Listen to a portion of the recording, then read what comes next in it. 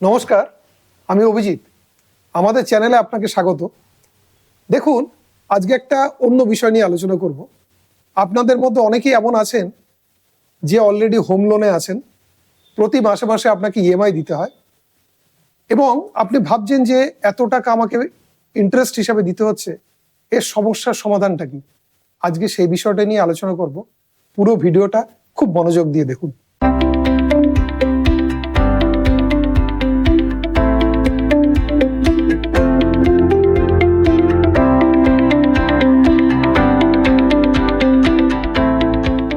দেখুন, একটা তথ্য দিয়ে শুরু করি। ভারতবর্ষে যত আইফোন কেনা হয় তার 70% ইএমআই এর মাধ্যমে কেনা হয়। ভারতবর্ষে যত গাড়ি কেনা হয় তার 80% এবং যত ঘর নেওয়া হয়, মানে কেউ ফ্ল্যাট নিক, বাড়ি নিক, যাই নিক, তার প্রায় 60% ইএমআই এর মাধ্যমে আসে। তার মানে আলটিমেট আপনাকে বাড়ি, গাড়ি বা ফোন যাই নিই না কেন, আমাদেরকে কিন্তু ইএমআই এর মাধ্যমেই আসতে হচ্ছে, থ্রু ব্যাংক লোন। কেন? তার কারণটা হচ্ছে 2025 সালে দেখা গেছে ভারতবর্ষে যে হোম লোন মার্কেটটা রয়েছে সেটা প্রায় $379 বিলিয়ন।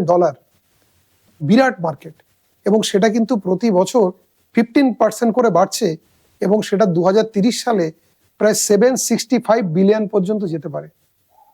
ব্যাপারটা বিশাল। এটা আমাদের দিতেই হবে, কারণ আমরা বেশিরভাগ মানুষ প্রথম জীবনেই একটা ভালো বাড়ি করার স্বপ্ন দেখি এবং আলটিমেট আমরা হোম লোন নিয়েই সেটা করি। কিন্তু এর সমস্যার সমাধানটা কি আছে? আজকে সেই সমস্যা নিয়ে আলোচনা করব। ধরুন, আমরা একটা স্ট্র্যাটেজি নিয়ে আলোচনা করব যেখানে আপনার হোম লোনটা পুরোটাই আপনি কিভাবে ফেরত পেতে পারেন। সেই স্ট্র্যাটেজিটার নাম হচ্ছে ইএমআই প্লাস এসআইপি। ব্যাখ্যা করছি। তার আগে বলি মিউচুয়াল ফান্ডে রিটার্ন কেমন আসতে পারে। মোটামুটি দেখুন, এই স্লাইডে আমি দেখাচ্ছি 30শে সেপ্টেম্বর 2025 বিভিন্ন ফ্লেক্সি ক্যাপ ফান্ডের রিটার্ন। প্রসঙ্গক্রমে বলে রাখি, এখানে যতগুলো ফান্ড দেখানো হচ্ছে প্রত্যেকটা কিন্তু এডুকেশন পারপাসে, কোনো রকম রিকমেন্ডেশন নয়। একেবারে নিচের দিকে দেখুন, আমরা প্রথমে দেখিয়েছি অ্যাভারেজ রিটার্ন, তারপরে ম্যাক্সিমাম রিটার্ন, তারপর minimum return. Maximum return, minimum return ছেড়ে দিচ্ছি। আমি অ্যাভারেজ রিটার্নও যদি দেখি তাহলে দেখুন, মোটামুটি 3 বছরের অ্যাভারেজ রিটার্ন 13%, 4 বছরের ক্ষেত্রে সেটা কম বেশি ওই 14%-এর কাছাকাছি, 5 বছরে 15%, 15-16%-এর কাছাকাছি অ্যাভারেজ রিটার্ন আসছে মিউচুয়াল ফান্ডের থেকে, যারা এসআইপির মাধ্যমে বিনিয়োগ করছে। এবার আসি হোম লোন। ধরুন আপনি একটা হোম লোন নিয়েছেন, সেটা টোটাল হচ্ছে 25 লক্ষ টাকা এবং সেটা নিয়েছেন 25 বছরের জন্য। এখানে আমি ধরে নিচ্ছি ইন্টারেস্ট রেট হচ্ছে 8%, মানে হোম লোনের উপর আপনাকে 8% করে সুদ দিতে হচ্ছে। তাহলে আপনার ইএমআই মোটামুটি পড়বে 19,500 টাকা এবং এই 19,500 টাকা আপনাকে 25 বছর ধরে দিতে হবে। টোটাল ইন্টারেস্ট পে করতে হবে প্রায় 33 লক্ষ টাকা, আর সুদ এবং আসল মিলিয়ে আপনাকে প্রায় 58 লাখ রুপিস আপনাকে শোধ করতে হবে। তাহলে এটা তো আমাকে দিতে হবে। এবার এটা রিকভারি করার কি উপায় আছে? একটা ছোট্ট স্ট্র্যাটেজি আপনি এখানে অ্যাপ্লাই করুন। যে পরিমাণ আপনি ইএমআই দিচ্ছেন তার 1/6 এখানে দিচ্ছেন কত? 19,000, তার 6/1 আমি 3,000 টাকার একটা এসআইপির কথা বলছি।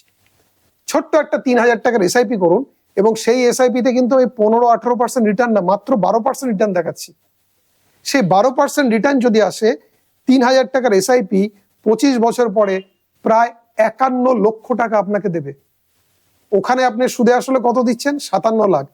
51 লাখ টাকা আপনি ফেরত পেতে পারেন। আর কি চাই? এখানে একটা সমস্যা হতে পারে, আপনি বলতে পারেন যে ইএমআই দেওয়ার পরে আবার এসআইপি করার টাকাটা কোথায়? তার সমস্যার সমাধানও আছে। আপনি একটা কাজ করুন, আপনি যে ইএমআইটা দিচ্ছেন সেটা টেনিওরটাকে 25 থেকে 30-এ নিয়ে যান।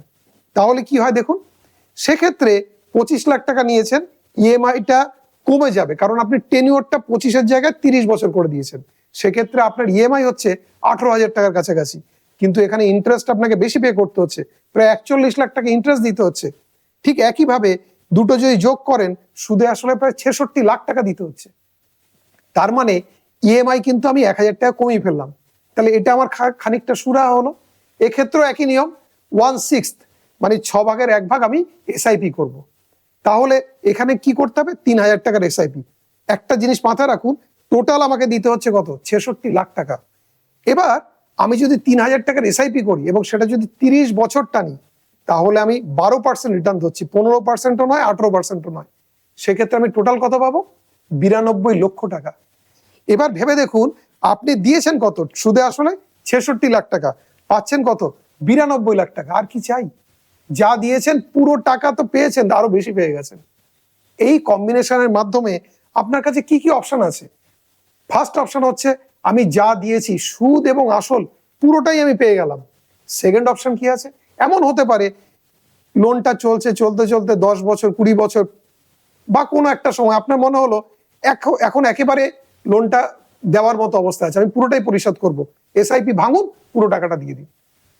তার মানে একবার ভেবে দেখুন, একটু স্ট্র্যাটেজি যদি আমরা অ্যাপ্লাই করি, তাহলে কিন্তু খুব কঠিন সমস্যাও আমরা কিন্তু সমাধান করতে পারি। কেমন লাগলো কমেন্ট করে নিশ্চয়ই জানাবেন। আমাদের ভিডিওটা যদি আপনার ভালো লাগে, বহু মানুষ আছে যারা এই ধরনের হোম লোন নিয়ে বিভিন্ন ধরনের চিন্তা ভাবনা করছে, কি তার সমাধান জানে না। এই ভিডিওটা তাদেরকে ডেফিনেটলি শেয়ার করবেন, তাদের নিশ্চয়ই উপকারে লাগবে।